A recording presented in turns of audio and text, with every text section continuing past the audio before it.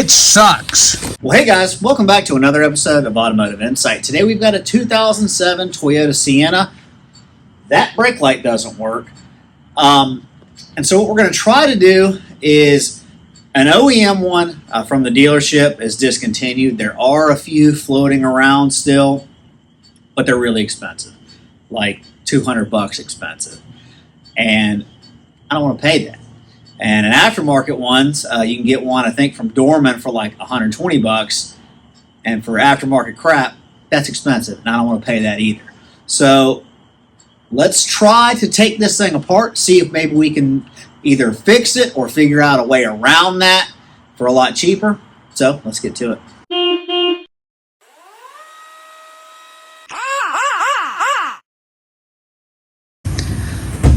All right, so we got it on the bench here. I've got a power supply going to it, so we've got 12 volts coming in. We got our ground, and yet we've got no LEDs. So let's take this thing apart, and let's see if we can maybe figure out what's going wrong with it. Maybe we can fix it. All right, so by the looks of it, there are a couple of detents inside of here. It looks like you squeeze them inwards and then pull up on the black part of the housing.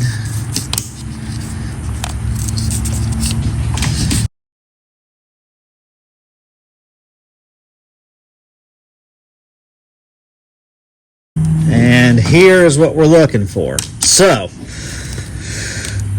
let's see what we got going on here. We have a positive and a negative coming in. We'll have to flip it over and see what's going on the other side of the board. We have an LED. This D001 is a diode. This is another LED, another LED. This is a resistor. This is an LED, resistor, LED, resistor, LED, resistor, LED. This is another diode. This is another LED. This is another LED, and then this is a capacitor. Now, I am not an electronics expert by any stretch of the imagination. To me, this seems like overkill. I don't really know what the point of all this stuff being in this order is, but I do know what each of these individual things does. So let's start testing these things one by one, and we'll see if we can figure out what's going on with it. I am going to take the approach of I'm going to hook power and ground back up to it, and then just start working my way along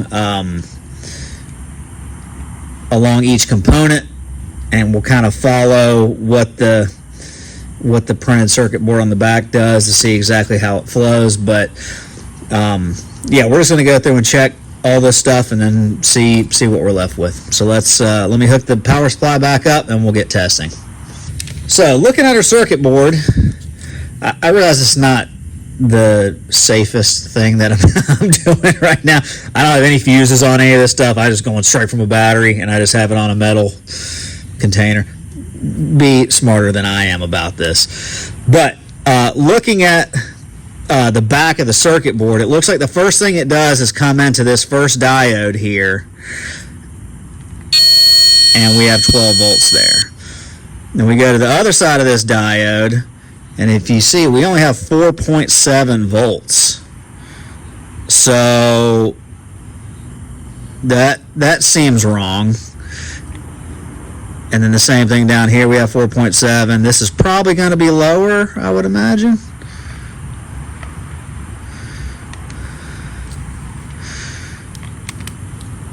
No. Okay. So the board must be going backwards from what I was thinking, but I know we have ground. All right. So what I want to try to do is I'm under the assumption that this here should have 12 volts. So if I'm right, I ought to be able to apply 12 volts to this, and in theory, stuff should work. We'll find out. There you go. So we have a bad diode. Happened to be the first one that we checked. But I don't really care. I'd rather be lucky than good. So let me get on ChatGPT, try to figure out some specs on this diode, and then we'll see if we can't replace it and put this thing back together. All right, so according to ChatGPT, it gave me a couple hundred options for diodes that it can be. One of them I did happen to have. I have a little blah blah blah. I have a little electronics kit, parts kit, and FR107 is the part number that it said would also work for this. So really the only thing of note is, I don't know how well you can see this. I don't know if you can see it on camera at all, but it's black up until the very end over here, and then there's gray. It's because a diode is like a one-way valve, so it is directional, and that's the way that this one is. It's black here, and then it's gray right here. So I'm going to desolder this thing from the back and stick my little legs through, solder a new one on, and then we'll find out if this thing works or not.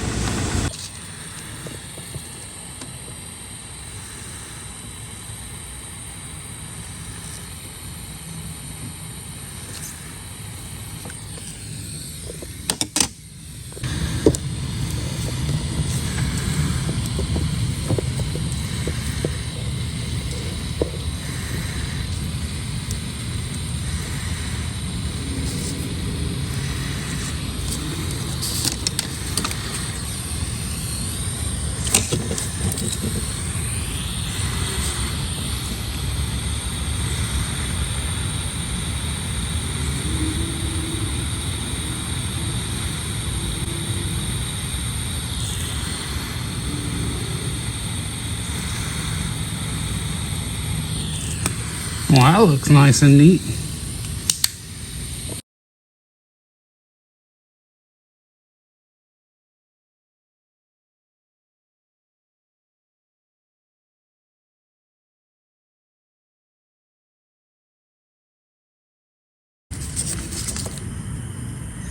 Bam! All right, well, that works. So let's put it together, put it back on the car.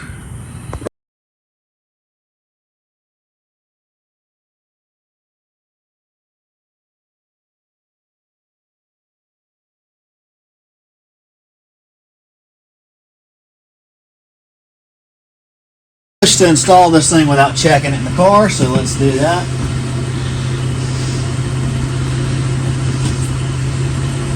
Work?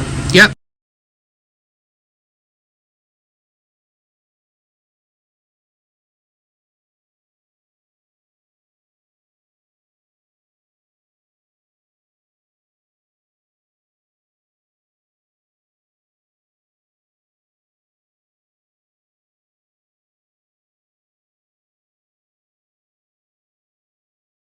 All right, guys.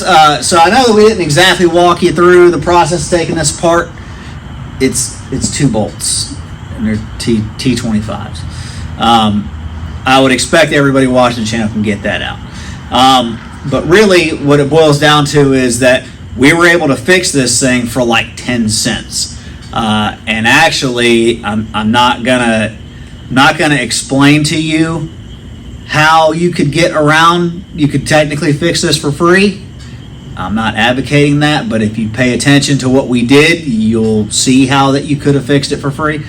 As I stated before, I am not an electronics expert by any means. I don't know why all that stuff is there. It seems like overkill to me, but I'm not an engineer. I'm just a dumb mechanic. I know what each of those individual things are. I know what they're supposed to do and how they're supposed to work.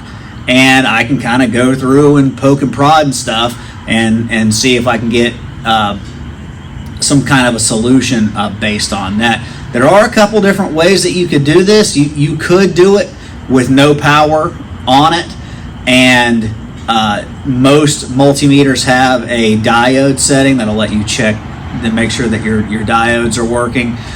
You could have done that, and that would have been fine. I don't know what it would have shown you.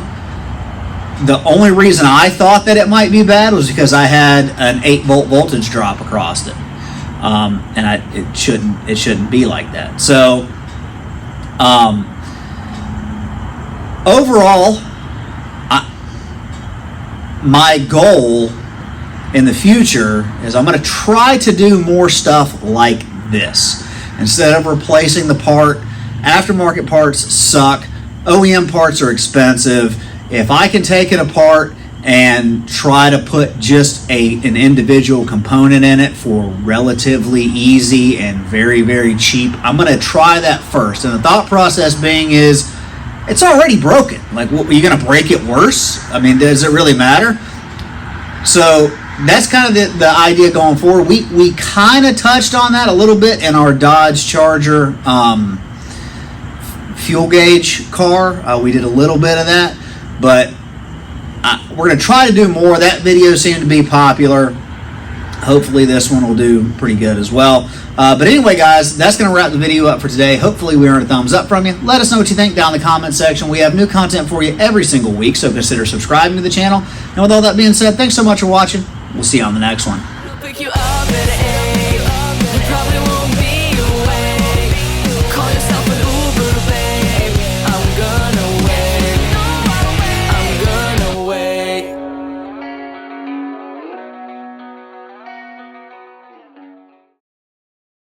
Work, work, work, work, work.